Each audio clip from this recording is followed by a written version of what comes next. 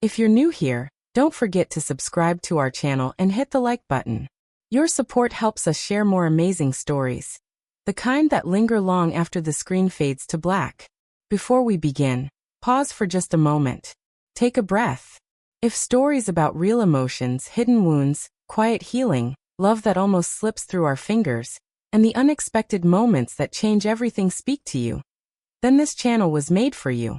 Every story shared here carries a reflection of real life, of the things we don't always say out loud, of the nights we survive silently, of the mornings we wake up pretending we're fine. And if you've ever felt invisible, unheard, like you were slowly breaking while the world kept moving as if nothing was wrong, stay until the very end. Because sometimes the softest moments carry the loudest truths. It should have been nothing special. Just another night. The kind of night that blends into the next so seamlessly, you couldn't tell one from another. A quiet evening with no arguments, no surprises, no dramatic turning points. Just routine. Predictable. Ordinary. The kind of night you forget as soon as it's over. The house felt settled in that familiar way, quiet but not empty. The lamps were dim, casting warm amber light that softened the corners of the room. The shadows clung gently to the walls like they belonged there. The refrigerator hummed its steady mechanical rhythm. The clock ticked above the doorway. Somewhere in the distance, a car passed by and faded into nothing. Outside, the world seemed paused. Even the streetlights looked tired. I finished folding the laundry at the edge of the couch, smoothing the last towel carefully. Far more carefully than necessary. I stacked the clothes neatly, aligning the edges as if precision could somehow quiet the noise inside my own head. I checked the front door lock. Once. Twice.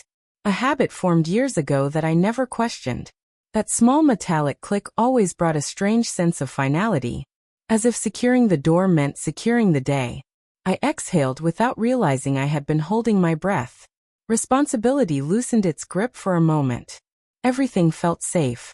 Routine. Contained. At least, it was supposed to. Then I heard it. At first, it was so faint I nearly dismissed it. A whisper of sound that barely disturbed the air. Something subtle. Almost imagined. I froze. The house sometimes played tricks at night. Old wood expanded and contracted. Pipes shifted. Wind pressed against the siding. Tiny, harmless sounds that felt louder after dark. I tilted my head listening. Silence returned. I almost laughed at myself. But then, it came again. This time clearer. My name. Not shouted. Not urgent. Just careful. Fragile. As if whoever said it wasn't sure they were allowed to. My body reacted before my thoughts could catch up. Fear doesn't always arrive dramatically. It doesn't always crash into you with obvious warning. Sometimes it slips in quietly. A tightening in your chest. A sudden stillness in your limbs. Your body deciding something matters before your mind understands why. The voice came again. Softer. But different. It wasn't just calling. It was asking. And beneath that pleading, something inside me shifted. The comfort of routine dissolved into unease. My heart began to race for reasons I couldn't explain. My palms grew damp. I set the folded laundry aside. Slowly. Deliberately. As if moving too quickly might make whatever this was disappear. Or worse. Make it louder. Our house had a rhythm. One shaped by years of shared habits and unspoken routines. George, my husband, always went upstairs early. Like clockwork. The evening news. A quiet complaint about politics. A shake of his head about how the world was going downhill. Then bed. Every night the same. We'd been married long enough that silence had become our most fluent language. Not cruel silence. Not angry silence. Just distance. The kind that grows gradually. Quietly. Almost politely. Until one day you realize you're living beside someone rather than with them. Two people sharing a house. Sharing responsibilities. Sharing a bed. But no longer sharing the space in between.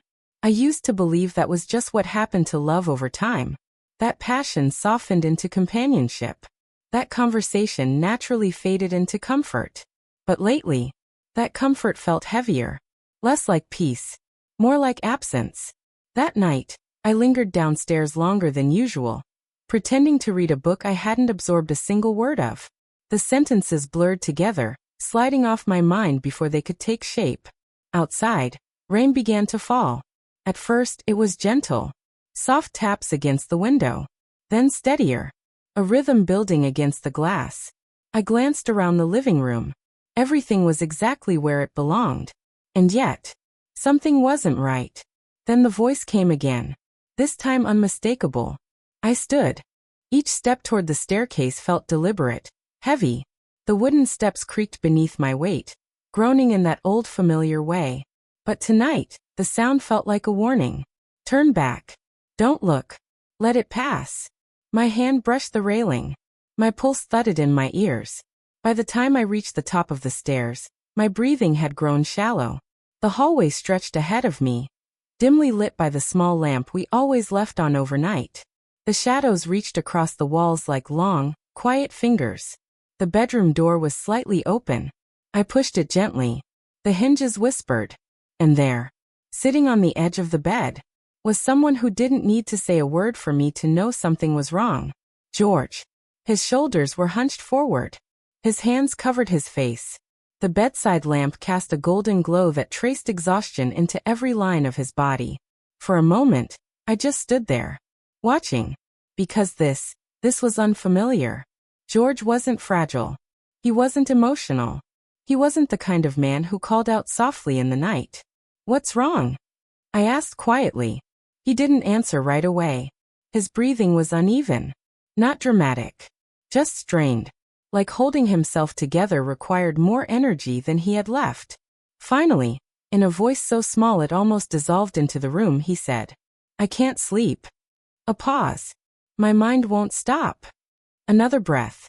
Sometimes it feels like I can't breathe. The words were simple, but they cracked something open inside me. I moved closer, sitting beside him. Not too close, not overwhelming. Just enough for him to feel warmth. You're not alone, I said softly. I'm here. The silence that followed wasn't empty. It was full.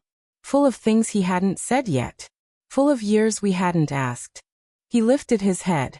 His eyes were glassy. Not crying, but close. I don't think anyone really sees me anymore, he admitted. The words landed gently, but inside me they exploded. Because I had felt that too. Walking through days like a ghost in my own life. Performing routines. Smiling when required. Responding when spoken to. But unseen. Unnoticed. Unfelt.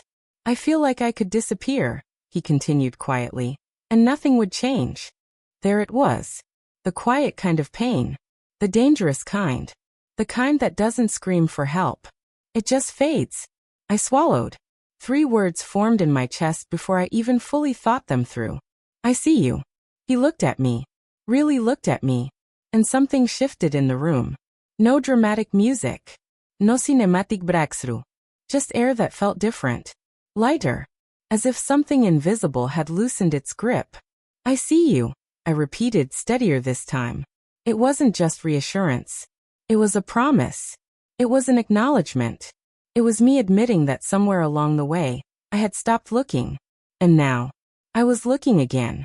His eyes softened. And for a moment, I saw something I hadn't seen in years. Relief. Not because everything was fixed, but because someone had noticed. Sometimes that's all it takes. Not solutions. Not grand speeches. Just recognition. We sat there as rain battered the windows harder now. The storm outside mirrored something that had been brewing inside both of us for a long time. But inside that bedroom, for once, silence wasn't distance. It was connection. We didn't solve everything that night. We didn't unpack years of quiet neglect. We didn't suddenly become a perfect couple. But something subtle realigned. A thread that had been fraying between us tightened. When I finally lay down beside him, I didn't feel alone. And neither did he. The days that followed didn't look dramatically different on the outside. We still folded laundry. Still watched the news. Still checked the door locks. But the space between us felt less hollow. He started talking more. Small things at first. How work had been harder than he let on. How the pressure to stay strong had started to feel like suffocation. how he didn't know how to say he was struggling without feeling weak. And I listened. Not passively, not distracted, but intentionally. Because that night taught me something I hadn't fully understood before. Love doesn't always disappear in loud explosions. Sometimes it erodes quietly, through neglect, through assumption, through the belief that fine means safe. Weeks later, I lay awake staring at the ceiling while George slept beside me. But this time, my restlessness wasn't loneliness. It was awareness. I realized how many people walk through their lives feeling invisible. How many marriages exist in functional silence. How many people are one quiet acknowledgement away from stepping back from an emotional edge. The greatest act of love isn't always saying, I love you. Sometimes it's saying, I see you, and meaning it. If this story touched something inside you, if you've ever felt unseen, or if you've realized someone beside you might be feeling that way, don't ignore it. Notice, speak, reach, because the smallest words can carry the most powerful truth. If this story resonated with you, don't forget to subscribe. More stories are coming, stories about love, regret, second chances, and the quiet courage it takes to face what we've been avoiding. And if you're comfortable, leave a comment below. Have you ever felt invisible in your own life? Or has someone's simple acknowledgement ever changed everything for you? Sometimes sharing is the first step toward being seen.